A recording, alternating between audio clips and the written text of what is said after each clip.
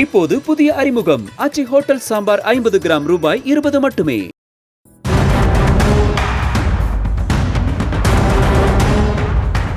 பகுஜன் சமாஜ் கட்சி தலைவர் மாயாவதி தன்னுடைய அரசியல் வாரிசு ஆகாஷ் ஆனந்தை இரண்டாவது முறையாக கட்சியில் இருந்து நீக்கி அதிரடி காட்டியிருக்கிறார். தனது இறுதி மூச்சு நிற்கும் வரை கட்சியின் அடுத்த தலைவரை அறிவிக்கப் போவதில்லை என்றும் மாயாவதி திட்டவட்டமாக தெரிவித்திருக்கிறார்.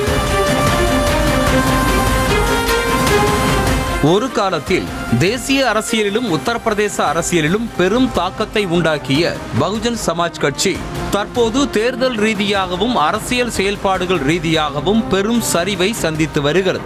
கடந்த நாடாளுமன்ற தேர்தலில் தேசிய அளவில் வெறும் 2.04% வாக்குகளை மட்டுமே வாங்கிய பகுஜன் சமாஜ் கட்சி ஒரு தொகுதியில் கூட வெற்றி பெறவில்லை.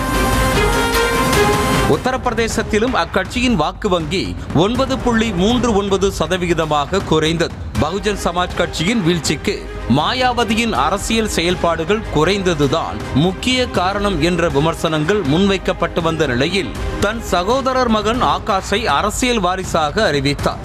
மக்களவை தேர்தல் நேரத்தில் ஒரு கூட்டத்தில் பங்கேற்று பேசிய ஆகாஷ் பாஜகவை கடுமையாக விமர்சித்து தள்ளினார். அதன் பிறகு சில தினங்களில் தன் அரசியல் வாரிசு ஆகாஷை முதல் முறையாக நீக்கினார். பின்னர் மக்களவை தேர்தல் முடிந்த பின் மறுபடியும் கட்சியில் சேர்த்துக் கொள்ளப்பட்ட ஆகாஷ் தற்போது மீண்டும் இரண்டாவது முறையாக கட்சியில் இருந்து நீக்கப்பட்டிருக்கிறார். கட்சியில் இருந்து நீக்கப்பட்ட மாமனார் அசோக் சித்தார்த்தின் பேச்சை கேட்டு ஆகாஷ் செயல்பட்டதாக குற்றம் சாட்டியிருக்கும் மாயாவதி சுயநலம், ஆணவம் உள்ளிட்டவைகள் மட்டுமே ஆகாஷின் பதிலில் வெளிப்பட்டிருப்பதாகவும் அவருக்கு அரசியல் முதிர்ச்சி ஏற்படவில்லை, அதனால் கட்சியின் நலனுக்காக ஆகாஷை கட்சியில் இருந்து வெளியேற்றுவதாகவும் மாயாவதி தெரிவித்திருக்கிறார்.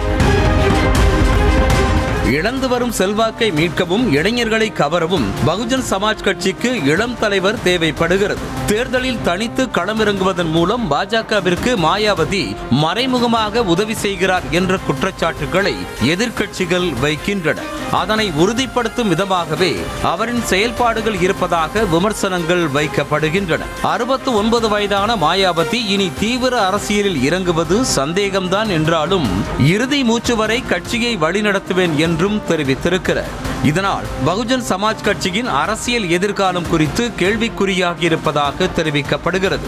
பாஜகவின் சித்தாந்தங்களை தீவிரமாக எதிர்ப்பவராக அறியப்படும் ஆகாஷை மாயாவதி கட்சியில் இருந்து நீக்கியது பல்வேறு விமர்சனங்களுக்கு வழிவகுத்திருக்கிறது. ஆகாஷை கட்சியில் இருந்து நீக்கியதற்கு மாயாவதி காரணங்களை தெரிவித்திருந்தாலும் அவரை சொந்த நலனுக்காக கட்சியில் இருந்து நீக்கினாரா அல்லது அவர் கூறியபடியே கட்சியின் நலனுக்காகத்தான் நீக்கினாரா என்ற கேள்வி தவிர்க்க முடியாததாக இருக்கிறது. இப்போது புதிய அறிமுகம் ஆச்சி ஹோட்டல் சாம்பார் 50 கிராம் ரூபாய் 20 மட்டுமே.